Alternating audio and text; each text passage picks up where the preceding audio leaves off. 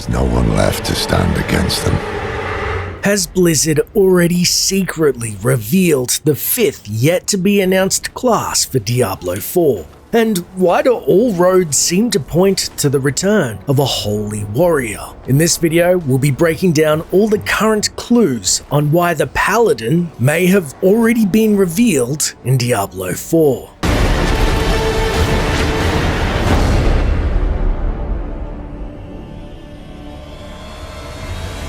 Long ago, hundreds of faithful warriors set off into the eastern swamplands on a sacred mission, where they seemed to vanish without a trace. They were the Crusaders, an order of devout men and women dedicated to saving the Zakarum faith from the corruption of Mephisto, the Lord of Hatred. To understand why I believe that Blizzard have already openly showed the return of the Holy Knight, we must first look at their order, the Zakarum. Substantial proof exists that the Zakarum Church is already a nexus of the events during Diablo 4, which is evident throughout the official trailers and artwork. Although the church itself seems to be in disrepair, there are abundant clues that many of its adherents have fallen to the side of hate, with Lilith herself. The recurring symbol we see as evidence is the new Zakarum cross that's peppered throughout media and appears to be inspired partly by the Celtic cross and replaces the Crusader Psi symbol of Diablo 3 and the cross of Diablo 1 and 2. Interestingly, in the July quarterly update, we have a few confirmed Zakarum adherents, one of which is an official servant of the Burning Hells, the gruesome Blood Bishop, who has now been wholly devoured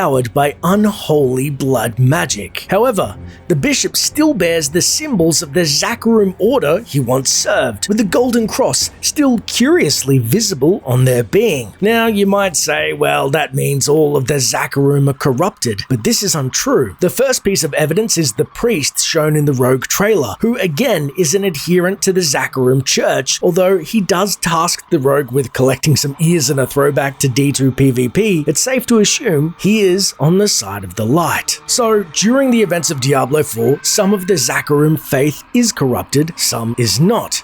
But here is where the plot thickens. In the quarterly update, we see another character named the Pale Knight under Nick Chelano, Associate Art Director of Diablo 4, in his Character Breakdown tab. Now, it's easy to assume that the Knight is an enemy, given the rest of the characters shown from the succubi to disgusting spider corpses seem to all be hostile. But here's where things get interesting. The Pale Knight's armor is not only adorned with the new Zakarum cross, but also the official Zakarum symbol of Diablo 2 briefly seen in Travancore. Now, the original Paladin of D2 was part of a splinter group of the Zakarum, same as the Crusaders, both of which opposed the corruption of Mephisto Zakarum, which we battle in Kurast, becoming more or less puppets to hate, which could be the reason why a lone Holy Knight returns to oppose his now corrupt order once more, destroying the remnants of his church, avenging his fallen brethren,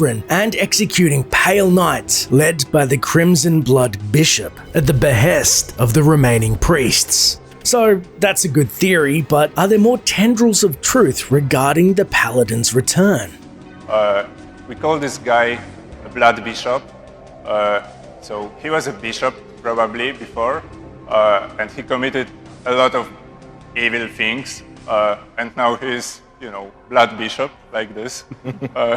We don't want just to spread crosses and monsters all around the sanctuary, but the way people imagined hell in Middle Ages, that's something that really inspires us here.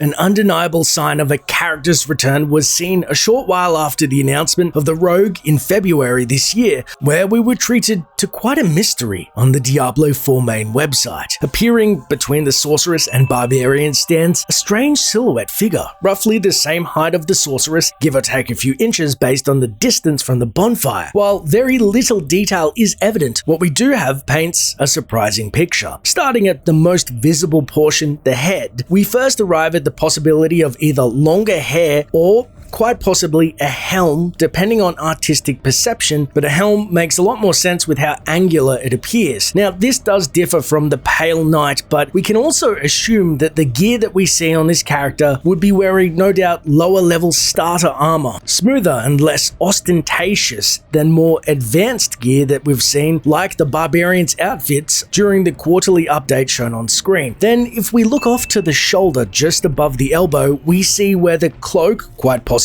flows outwards away from the body, likely sitting just off the pauldrons beneath. Moving below the head, and this is a huge giveaway, at the shoulder portion, we look at the arms and see very apparent forms resembling plated armor. Now, we know that very few classes fit the bill for wearing plate armor. Classically, one is the sword and board archetype presented by both the Paladin and Crusader classes, and few others have ever shared this feature, most notably, though it should be recognized, the Necromancer. But again, this is a softer, more rounded design than the sharper plate style synonymous with the Priests of Rathma, which we've seen in the Paladin's plate specifically and their design in Diablo 2. There is, however, a notable art direction change in Diablo 4, which we should probably address, as it's more stylized direction, though still far more subdued than Diablo 3. What's more than evident is the understanding that this is in fact a heavier armor piece, so unquestionably worn by a class that typically adorns itself with such a style. This is all very speculative and could very well be entirely irrelevant if the silhouette turns out to be purely a placeholder and has little to no bearing on the actual revelation when it comes to pass, but other details in the current art direction of Blizzard's IP lends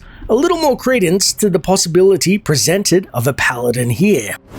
In addition to the Pale Knight update, the art world of the Diablo franchise have given a good many interesting analogs to compare designs with. We've seen the standard in-game renderings of the plated warriors of the light, but a revelation of promotional art that hit Twitter last April shows the Crusader in a different light than we're typically used to, and bears a striking resemblance to the figure in the silhouette discussed earlier, complete with hood, cloak, and even the more rounded vambraces. John Mueller, the art director for Diablo 4, said in a recent interview with PC Games that all three, Diablo Immortal, Diablo 2 Resurrected, and Diablo 4 were working in the same area, and that it was more like an open kitchen. And if the Crusader is depicted in this fashion in official artwork, then there is a possibility of it being mirrored in other works. Additionally, artwork has been circulating recently from one of Blizzard's senior concept artists, Igor Sidorenko,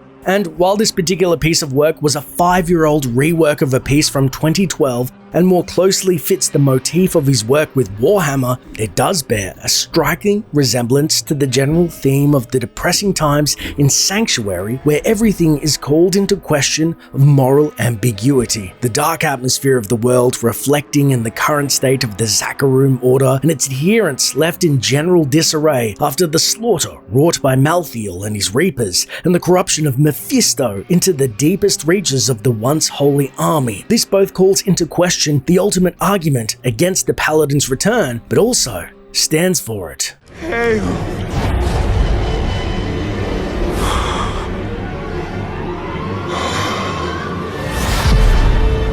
Lilith. Now a lone crusader marches west, drawn by the sight of a star falling upon New Tristram. His path has changed, but his noble quest and unyielding faith remains. As far as the lore reason for a holy warrior's return, we discussed in our video on the likelihood of the full decimation of the Paladin Order and the probable return of the Crusader between Mephisto's corruption and the utter annihilation of remaining paladins by both Malthael and the Crusaders. The paladins themselves don't appear to be holding on to much, but that doesn't discount a new faction, or Holy Knight. By the end of Diablo 3 Reaper of Souls, Malthael had eliminated 9 out of 10 people on Sanctuary. Almost no one remains at all, ergo the argument that any specific order could still have stragglers to bring their remnants out of desolation extends to all classes present. So any and all possibilities for any class's return is entirely possible, but what we we do know is that the Zakarum faith ended up being confined to Keshistan, and even then, years of decadence post-Malthael and corruption caused the faith to fall again apart and lose hearts and minds of the people who lived in the region. The church desperately tried to gain that faith back, but found little success. After Malthael's genocide, a power vacuum developed within Sanctuary, no doubt in a prime position to be largely corrupted by hate once more, but this time by Lilith. Regardless if this is the case, the Zakarum Church almost certainly exists as a front of the activity of the Triune in some capacity, while some stragglers, or at least one priest, seems to be hanging on to the Order of the Light. The possibilities are indeed endless as to how the Paladin or Crusader could manifest, and again, these words are basically interchangeable. We know a holy warrior would represent the Zakarum, and that the word knight has already appeared in artwork. Outside of the Holy Knight, rumors have actually been circulating at the likelihood that the 5th class would be a spellcaster of a non-elemental type, which is currently lacking in the roster, where the sorceress claims the 3 core elements of fire, ice, and lightning, and the druid, earth, wind, and cold. And some easily argue that the druid's focus on his physical shapeshifting makes him more of a candidate to be defined as the melee/magic hybrid, which has already been seen in the Paladin of D2 and the Monk of D3. Now, we're not even counting Diablo Immortal in this equation, not because we don't have phones, but because of its 6 starting classes and nothing else. Nothing else. So perhaps rumors of the priest being the 5th class still hang in the balance. It'd honestly be pretty wild to see a hybrid of the paladin class with necro summoner skills or even healing, but let's not forget in non-elemental that holy magic is entirely possible. As a non-elemental ability, and again this is an MMO light where healers are always few and far between. But what do you think? Holy warrior or something else? I would love it personally to be a knight. Speaking of which, let me know which class you believe it is, but also make sure to check our Discord linked in the description. We're 700 plus strong and ready for more able bodies to join the crusade. As always, thanks for watching, and until next time, traveler. But I know these dreams. They tell of the future. Hell is coming, brother. Hell is coming.